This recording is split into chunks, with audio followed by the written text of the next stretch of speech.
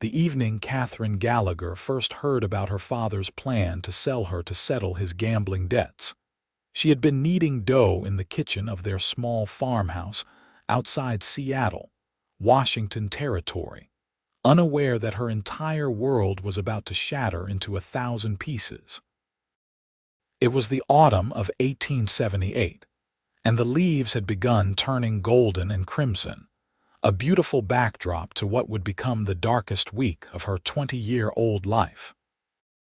Her father stumbled through the door drunk, and behind him came a man she had never seen before, wearing an expensive suit that looked entirely out of place in their humble home. "Katherine, come here," her father slurred, and something in his tone made her stomach twist with dread. She wiped the flour from her hands on her apron and walked into the main room, keeping her eyes lowered as her mother had taught her to do around strange men. But this stranger made her skin crawl in a way she could not quite explain. "This here is Mr. Vernon Pike," her father announced, swaying slightly. "He owns the saloon in town and a few other establishments. We have come to an agreement regarding my outstanding debts." Katherine looked up then, confusion knitting her brow. "I do not understand, father." Pike stepped forward, his cold eyes appraising her like she was a horse at auction. "Your father owes me $3,000, Miss Gallagher. That is more money than he will ever see in his lifetime. I have agreed to forgive the debt in exchange for your employment at one of my establishments." The word employment was spoken with such casual cruelty that Katherine immediately understood what he truly meant. Her blood ran cold. "No," she whispered, looking at her father with desperate eyes. "Father, please, you cannot be serious." "It is already done," her father said, unable to meet her gaze. "You leave with him tomorrow morning. Pike has been generous enough to give us one more night together as a family." Katherine felt the room spin around her. Her mother had died 2 years earlier, and since then, her father had spiraled into drink and gambling, but she never imagined he would sink this low. "I will not go," she said, her voice trembling but firm. Pike laughed, a sound like gravel scraping against wood. "You will go, or I will have your father arrested for his debts. He will hang for theft, as that is what failure to pay a debt of this magnitude amounts to." "Is that what you want?" Katherine felt trapped, her chest tightening until she could barely breathe. She looked at her father, this weak man who had given up on life when her mother passed, and she knew she had no real choice. If he went to prison or worse, she would be alone in the world with nothing and no one. At least this way, perhaps she could find some way to escape eventually. "I need time to pack my things," she said quietly, her voice hollow. "Be ready at dawn," Pike said, tipping his hat with mock politeness. "I will send a wagon for you." He turned and left, and Katherine stood frozen in the middle of the room, feeling as though her life had just ended. That night, she barely slept. She packed a small bag with her few possessions, a change of clothes, her mother's Bible, and a silver locket that had belonged to her grandmother. She sat by the window and watched the stars, wondering if she would ever feel free again. When dawn broke pink and gold across the horizon, she heard the wagon approaching. The driver was a surly man who said nothing to her during the entire journey into Seattle. The town was bustling with activity even in the early morning, loggers and sailors and merchants all going about their business. The wagon stopped in front of a large building painted a garish red, and Katherine's stomach sank. This was to be her prison. Pike met her at the door, and she was shown to a small room on the second floor. "You will work the floor tonight," he told her. "Serve drinks, smile at the customers, and do as you are told. If you cause any trouble, I will make sure your father suffers for it." Katherine nodded numbly, and when Pike left, she sat on the narrow bed and let the tears come. She cried for her lost innocence, for the future she would never have, for the man who was supposed to protect her but had instead sold her like livestock. The days that followed were a blur of misery. She served drinks to rough men who grabbed at her and made crude suggestions. Pike watched her like a hawk, making sure she smiled and did not complain. At night, she locked herself in her tiny room and prayed for deliverance, though she had begun to doubt that God heard the prayers of the forsaken. It was on her 5th night in that terrible place that everything changed.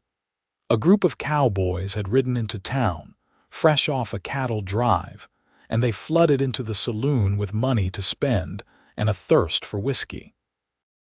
Katherine was carrying a tray of drinks when she felt a hand grab her waist roughly. She turned to tell the man to let go, but he pulled her down onto his lap, laughing drunkenly. "Get off me," she said, trying to push away, but his grip was iron. "Now, that is no way to treat a paying customer," the man growled, his breath reeking of alcohol. The lady said to let her go. The voice was calm but carried an edge of steel that made everyone within earshot go quiet.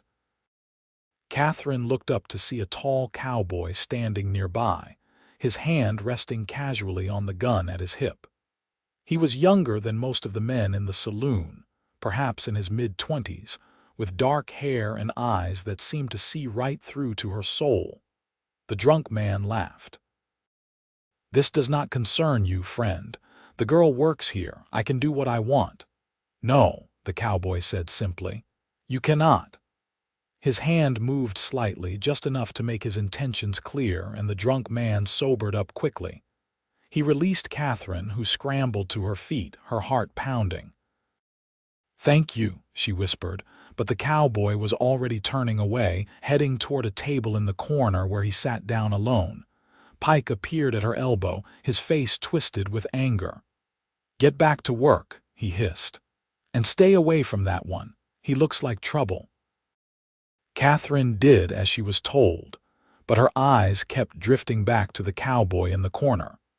He nursed a single glass of whiskey and watched the room with the careful attention of someone who had learned not to trust easily. When she passed his table, he caught her eye and gave her a small nod, and something in that simple gesture made her feel less alone.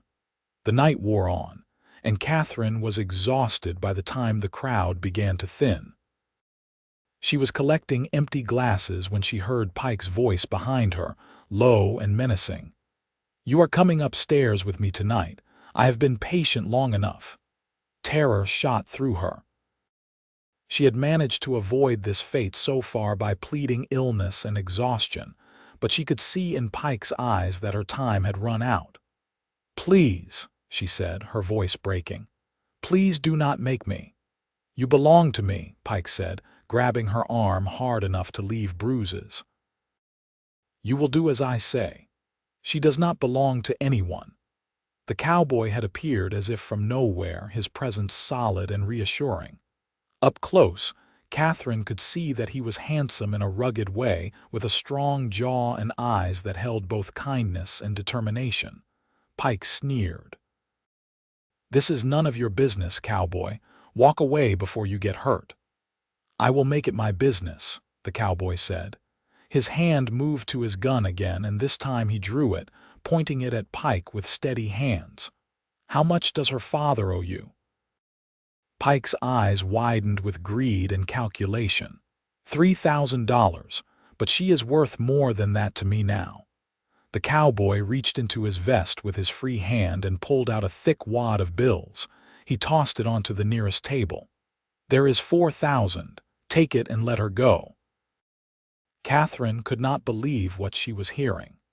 This stranger was buying her freedom with a fortune that most men would never see in their entire lives. Pike stared at the money, his face going through a rapid series of expressions before greed won out. He grabbed the money and counted it quickly, then looked at Katherine with disgust. "Fine. She is free. But if I see either of you in my establishment again, I will have you both arrested for trespassing." The cowboy holstered his gun and turned to Katherine. "You have belongings upstairs." She nodded, still in shock, unable to find her voice. "Go get them. I will wait here." Katherine ran upstairs, threw her few possessions into her bag, and returned to find the cowboy exactly where she had left him, watching Pike with wary eyes. As soon as she appeared, he gestured toward the door. "Let us go." They walked out into the cool night air, and Katherine felt as though she had been holding her breath for days and could finally exhale. The street was quiet now, lit only by the occasional lantern. The cowboy led her to a nearby boarding house, and she followed in a daze. "You can stay here tonight," he said, paying the proprietor for a room. "You will be safe." Katherine found her voice at last. "Why did you do that? You do not even know me." The cowboy looked at her for a long moment, and in the lamplight she could see the weariness in his eyes, the weight of his own past. "My name is Marcus Zimmerman," he said. "I did it because no one should be bought or sold like property. I did it because it was the right thing to do." "I do not know how I can ever repay you," Katherine said, tears streaming down her face now, tears of relief and gratitude and overwhelming emotion. "You do not owe me anything," Marcus said gently. "Get some rest. In the morning we will figure out what comes next." He turned to leave, but Katherine reached out and caught his sleeve. "Wait, where will you go?" "I have a room at the hotel down the street. I will come by in the morning to check on you." "Thank you, Marcus Zimmerman," she said, her voice thick with emotion. "You saved my life tonight." He tipped his hat to her, and she saw a ghost of a smile cross his face. "Sleep well, Miss Gallagher." Katherine went to her room and collapsed onto the bed, her mind racing. She had been saved by a stranger, a cowboy who had spent a fortune to free her without asking for anything in return. It seemed too good to be true, and yet here she was in a clean room with a locked door, truly safe for the first time in days. Morning came too soon, and with it, a soft knock on her door. Katherine had barely slept, afraid that if she closed her eyes she would wake up back in that terrible place.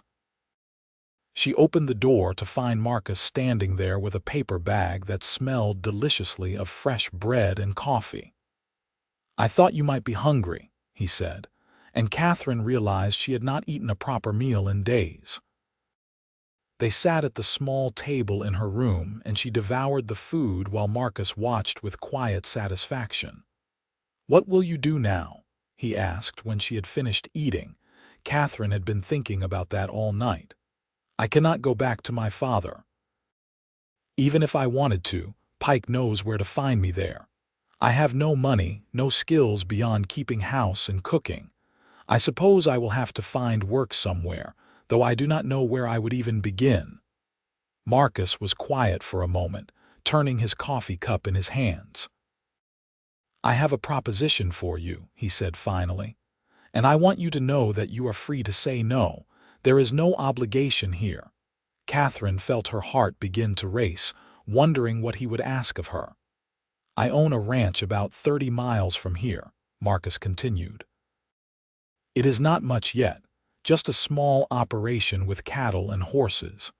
I have been running it alone since my father died last year, and it is more work than one person can handle. I could use help with the cooking, the housework, and the general running of the place. If you wanted, you could come work for me. I would pay you fair wages, and you would have your own room in the house. No strings attached." Katherine stared at him, searching his face for any sign of deception or ulterior motive, but she saw only honest sincerity. "You would do that for me?" "Even after spending so much to free me?" "I would," Marcus said. "But I want to be clear about something. This is your choice. If you want to stay in Seattle and try to make a life here, I will help you find a respectable job and a place to stay. You do not have to come with me out of some sense of obligation." "Why are you being so kind to me?" Katherine asked, her voice barely above a whisper. Marcus looked away, his jaw tightening. "Because I know what it is like to be powerless," he said. "When I was 15, my mother died, and my father started drinking. He lost everything we had to gambling and drink, just like your father. We lost our farm back in Missouri, and we had to start over out here in Washington Territory. I swore that if I ever had the chance to help someone in a similar situation, I would. Last night, I had that chance. Katherine felt a rush of emotion, a connection to this stranger who had suffered similar pain. "I would like to come to your ranch," she said. "If the offer is truly sincere, I would like to accept it." Marcus smiled then, a genuine smile that transformed his serious face. "The offer is sincere. I will get supplies today, and we can leave first thing tomorrow morning if that suits you." "That would be wonderful," Katherine said, feeling a flicker of hope for the first time in weeks. True to his word, Marcus spent the day preparing for their journey. He bought supplies, checked on his horses, and made sure Katherine had everything she needed. That evening, he took her to a small restaurant for a proper meal, and they talked for hours. She learned that Marcus was 25 years old, that he had been working cattle drives since he was 16, and that he had saved every penny to buy his ranch. He had dreams of building something lasting, a legacy that would honor his mother's memory. Katherine told him about her own life, about growing up on a small farm, about her mother who had been kind and gentle, about the books she loved to read, and the simple pleasures she had once taken for granted. It felt good to talk to someone who listened without judgment, who seemed to genuinely care about her story. The next morning they set out before dawn. Marcus had a sturdy wagon loaded with supplies, and Katherine sat beside him on the bench, watching as Seattle disappeared behind them. The landscape was beautiful, with tall evergreen trees and mountains in the distance, and the air smelled of pine and earth. They traveled through dense forest and open meadows, and Marcus pointed out landmarks and told her stories about the land. By late afternoon, they arrived at the ranch. It was indeed small, but Katherine thought it was the most beautiful thing she had ever seen. There was a modest house made of timber, a barn, several corrals and pastures where cattle grazed peacefully. The house was surrounded by wildflowers, and in the distance she could see a creek glinting in the sunlight. "It is not much," Marcus said, suddenly sounding uncertain, "but it is home." "It is wonderful," Katherine said honestly, and she meant it. After the nightmare of the past week, this place seemed like paradise. Marcus showed her around the house. It was simply furnished but clean, with a large main room that served as kitchen and living space, 2 bedrooms and a small washroom. Her room was at the back of the house with a window that overlooked the pastures. It was modest but comfortable, and most importantly, it was hers. "I will let you get settled," Marcus said. "There is no rush to start working. Take a few days to rest and recover." But Katherine shook her head. "I would rather keep busy, if you do not mind. Idle hands lead to idle thoughts, and I would prefer not to dwell on the past." Marcus understood. "All right. Why do not you start with something simple? I have been living on beans and bread for weeks. If you could make a proper supper, I would be grateful." Katherine smiled, relieved to have a purpose. She explored the kitchen and found it adequately stocked with basics. She made a stew with beef and vegetables, baked fresh bread, and even managed a simple apple pie with supplies Marcus had bought in town.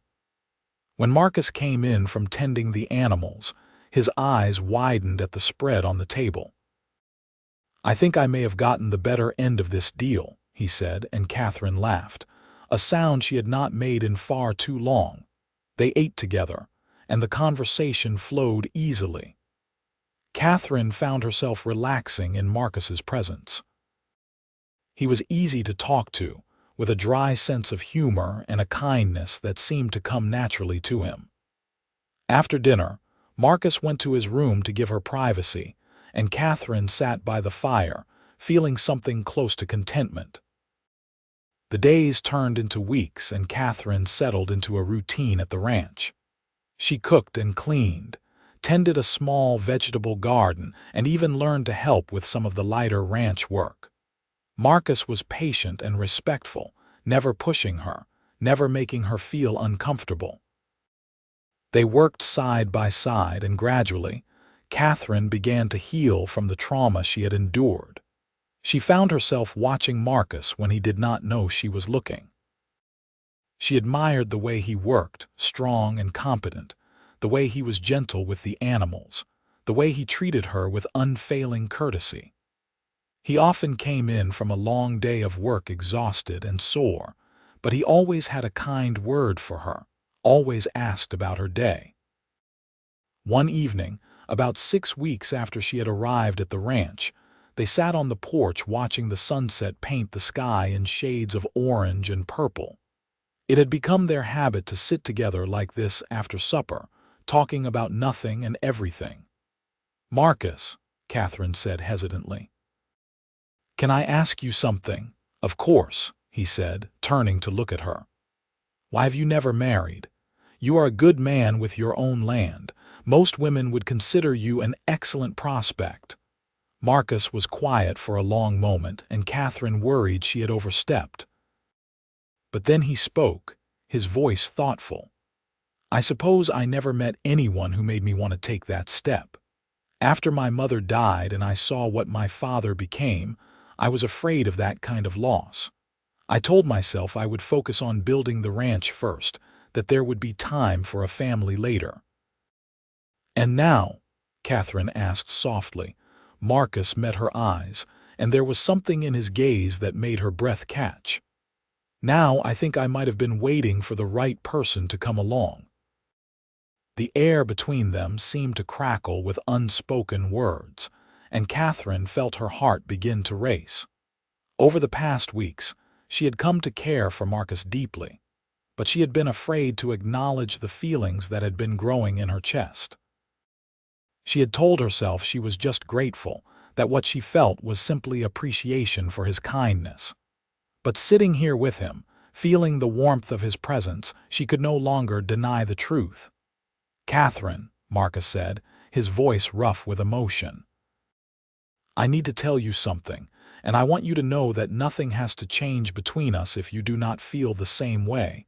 You have a place here for as long as you want it, regardless of what I am about to say." "Tell me," Katherine whispered, her heart pounding. "I have fallen in love with you," Marcus said simply. "I think I started falling that first night in the saloon when I saw your courage in the face of that terrible situation. Every day since then, I have fallen a little more. The way you hum while you cook, the way you smile when you feed the chickens, the way you listen when I talk about my dreams for this place. You have brought light into my life, Katherine, and I cannot imagine this ranch without you anymore." Tears spilled down Katherine's cheeks, but they were tears of joy.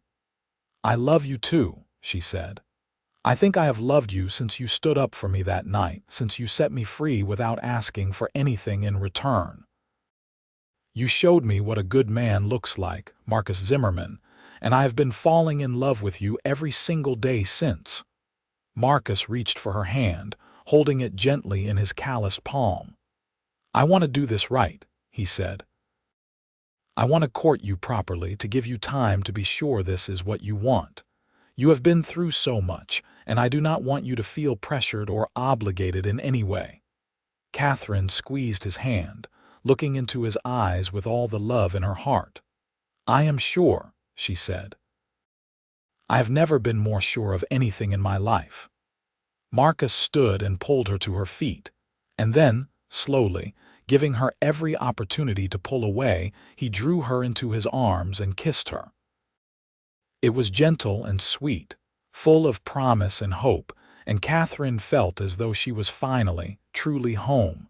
From that night on, their relationship deepened. Marcus courted her with old-fashioned charm, bringing her wildflowers from the meadow, taking her on picnic rides through the beautiful countryside, telling her stories by the fire. Katherine blossomed under his affection, the shadows of her past gradually fading as she allowed herself to believe in a future filled with love. 3 months after that first kiss, Marcus proposed to her properly, getting down on one knee by the creek where they often walked together in the evenings. He presented her with a simple gold band that had belonged to his mother, and Katherine said yes through happy tears. They were married in Seattle in the small church on the edge of town. It was a simple ceremony with just a few witnesses, but to Katherine, it was perfect.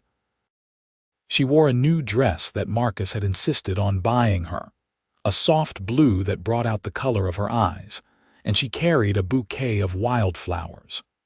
When Marcus said his vows, promising to love and cherish her for all his days, Katherine knew she had found her true place in the world. Their wedding night was tender and sweet. Marcus was patient and gentle, and Katherine felt safe in his arms. They lay together afterward, talking in whispers, making plans for their future. Marcus told her about his dreams of expanding the ranch, of building a bigger house someday, of filling it with children and laughter. Katherine shared her own dreams, of having a family, of growing old together, of building a life filled with love and purpose. The first year of their marriage was not without challenges. Ranch life was hard work, and there were times when money was tight and the weather was unforgiving. But they faced every difficulty together, and their love only grew stronger. Katherine proved to be a natural with the animals, and she took over managing the chickens and the dairy cow Marcus had bought. She also started preserving food and making cheese, which they sold in town for extra income. Marcus was true to his word in every way. He treated Katherine with respect and tenderness, and he never raised his voice to her or made her feel small. He valued her opinions and often asked for her advice on ranch matters. They became true partners in every sense of the word, working side by side to build their dreams. One morning, about a year and a half after their wedding, Katherine woke feeling unwell. She had been tired lately and queasy in the mornings, and with a sudden jolt of realization, she understood why. She was carrying their child. The knowledge filled her with joy and a touch of fear. She had always wanted to be a mother, but the responsibility of bringing a new life into the world was daunting. When she told Marcus that evening, his face lit up with such pure happiness that all her fears melted away. He pulled her into his arms, holding her as though she was made of glass. "Are you sure?" he asked, his voice choked with emotion.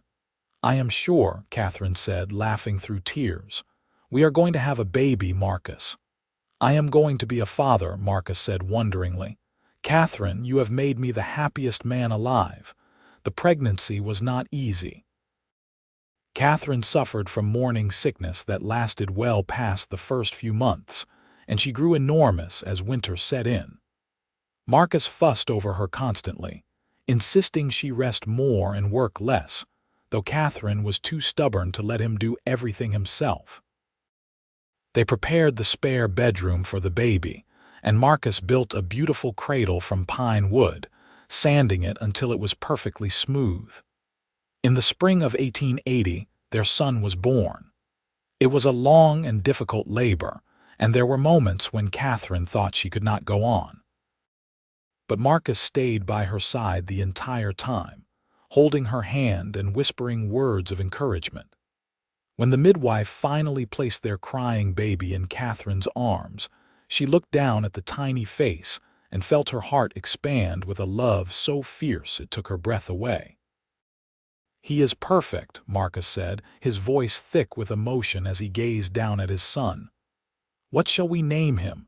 They had discussed names for months, but in that moment, Katherine knew exactly what to call him. "Samuel," she said, "after your father before his troubles began." To honor the good man he once was. Marcus blinked back tears. "Samuel Zimmerman," he said. "It is a strong name. Thank you, Katherine. Being parents transformed them both." Marcus was devoted to his son, often walking the floor with him at night when he cried, singing old songs his mother had taught him. Katherine marveled at watching this strong, rough cowboy become so gentle with their tiny baby. Their love deepened in new ways as they navigated the challenges and joys of parenthood together. Samuel was a healthy, happy baby who grew quickly. He had his father's dark hair and his mother's blue eyes, and he brought endless joy to their home. As he grew into a toddler, he followed Marcus everywhere, mimicking his father's walk and wanting to help with every task. Katherine often stood at the kitchen window, watching her husband teach their son about the ranch, and felt overwhelmed with gratitude for the life they had built together. When Samuel was 2 years old, Katherine discovered she was pregnant again. This time, the pregnancy was easier, and in the fall of 1882 they welcomed a daughter into the world. They named her Rose after Marcus's mother, and she was a beautiful baby with golden curls and a sunny disposition. The ranch prospered as the years passed. Marcus expanded their herd and built a larger barn. Katherine's preserves and cheese became sought after in Seattle, and they were able to save money and improve the house. They added 2 more rooms and a proper parlor, and Katherine filled the house with warmth and love. Their children grew up healthy and happy, running wild through the meadows, learning to ride horses almost before they could walk, helping with the ranch chores as soon as they were able. Samuel was serious and thoughtful like his father, while Rose was spirited and adventurous. They were best friends despite their differences, and watching them play together filled Katherine and Marcus with contentment.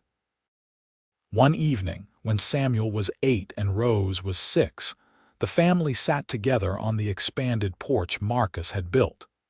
The children were playing with a litter of barn kittens, and Marcus had his arm around Katherine's shoulders. She leaned into him, feeling the steady beat of his heart, and thought about how far they had come from that terrible night in Seattle 7 years ago. "You ever think about your father?" Marcus asked quietly. It was a question he had asked before over the years, and Katherine's answer had evolved. "Sometimes," she said honestly. "I used to be angry with him, but I have let that go. I hope he found peace somehow, but I do not wish to see him again. This is my family now." "What we have built here is something to be proud of," Marcus said, looking out over the land they had cultivated together.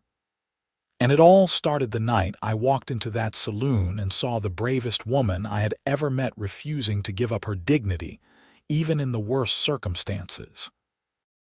Katherine turned to look at her husband, this man who had saved her, and then had the patience to let her heal, who had loved her unconditionally and built a beautiful life with her.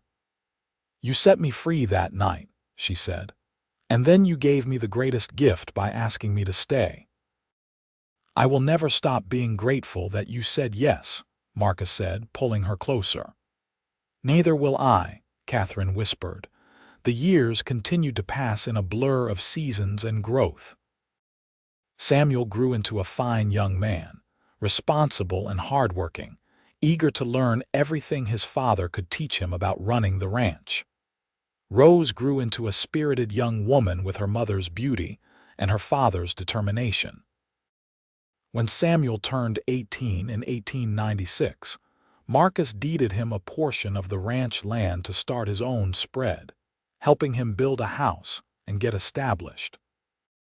Samuel met a kind girl from Seattle named Emma, and they married in a beautiful ceremony that reminded Katherine and Marcus of their own simple wedding years before. Rose was more interested in books and learning than ranching, and Katherine encouraged her daughter's education. When Rose expressed a desire to become a teacher, Marcus supported the idea wholeheartedly, even though it meant their daughter would move to Seattle for training. It was hard to let her go, but they were proud of her ambition and determination. As Katherine and Marcus moved into their 40s and then their 50s, they had the joy of watching their family expand. Samuel and Emma had 3 children, and Rose eventually married a schoolteacher and had 2 daughters of her own. The ranch became a gathering place for the family, with Sunday dinners that filled the house with laughter and love. On a warm summer evening in 1905, Katherine and Marcus sat on their porch as they had done countless times over the years. They were in their early 50s now, their hair touched with gray, their faces lined with the years of work and weather. But their hands were still intertwined, and their love was as strong as ever.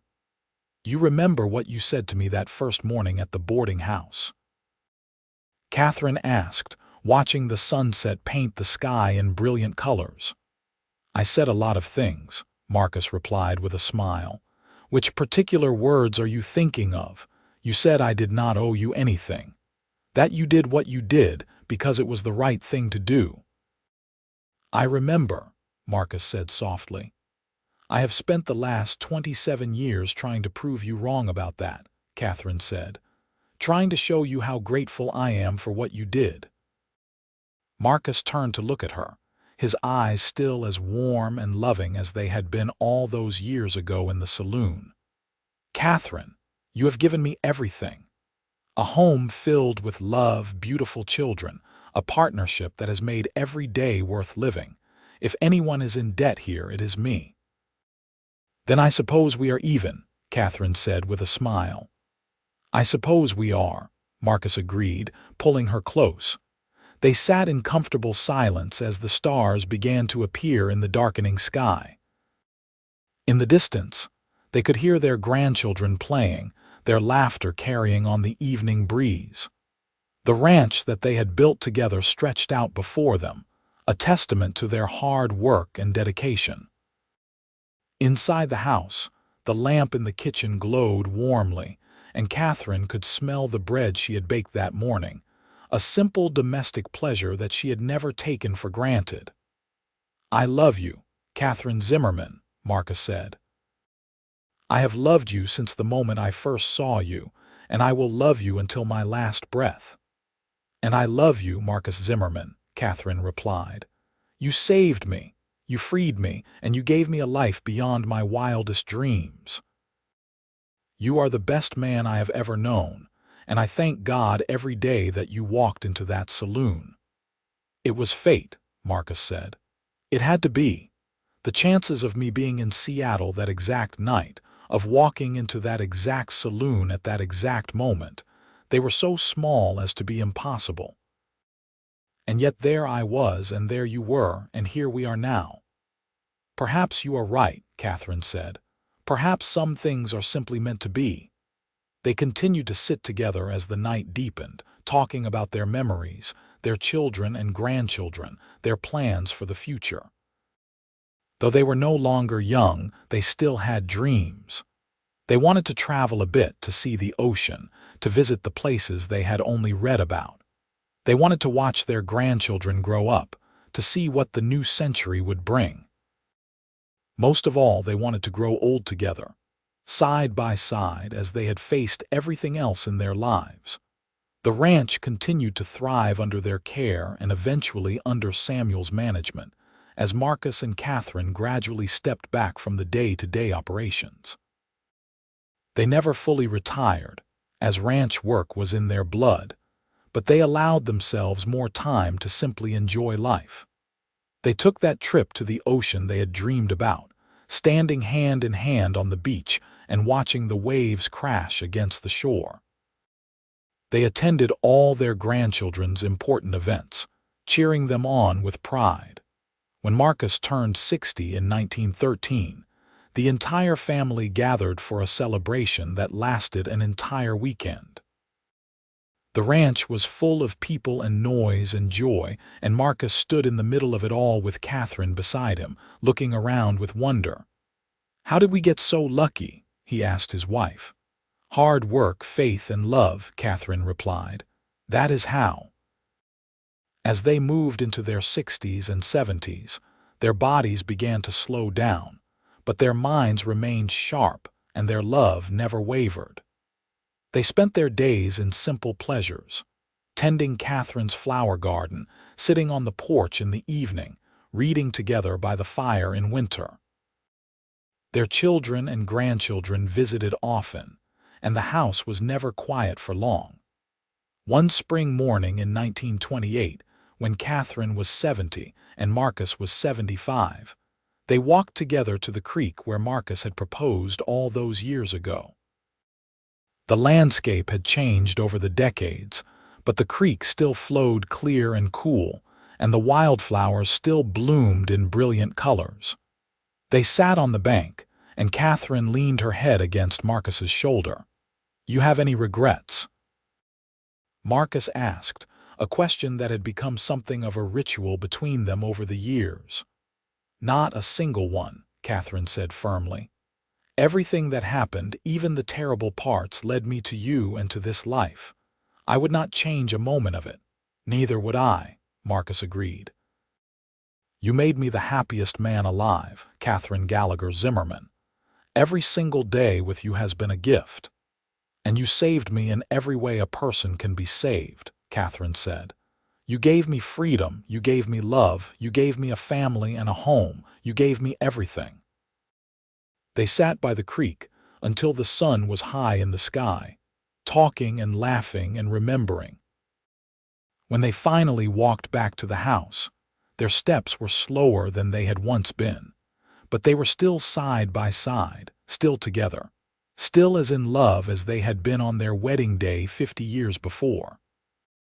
Marcus lived to be 82 years old, passing peacefully in his sleep in 1935 with Katherine holding his hand. She grieved him deeply, but she was also grateful for the long and beautiful life they had shared. She lived another 5 years, spending her time with her children and grandchildren and great-grandchildren, telling them stories about the cowboy who had saved her and the life they had built together. When Katherine passed away in 1940 at the age of 82, she was buried beside Marcus on the hill overlooking the ranch, under a large oak tree they had planted together in their early years. Their children made sure that the headstone reflected the love story that had defined their parents' lives.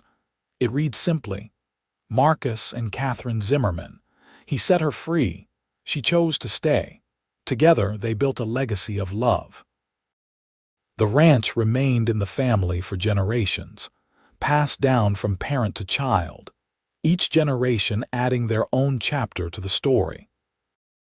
But it all began on that fateful night in Seattle in 1878, when a young cowboy named Marcus Zimmerman walked into a saloon and saw a woman who needed saving, when he set her free without asking for anything in return, when he gave her the choice to stay or go, and when she chose to stay and build a life with him.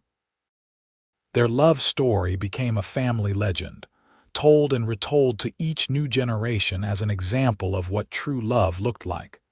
Selfless, patient, enduring, and transformative. And in the end, that was the greatest legacy they left behind.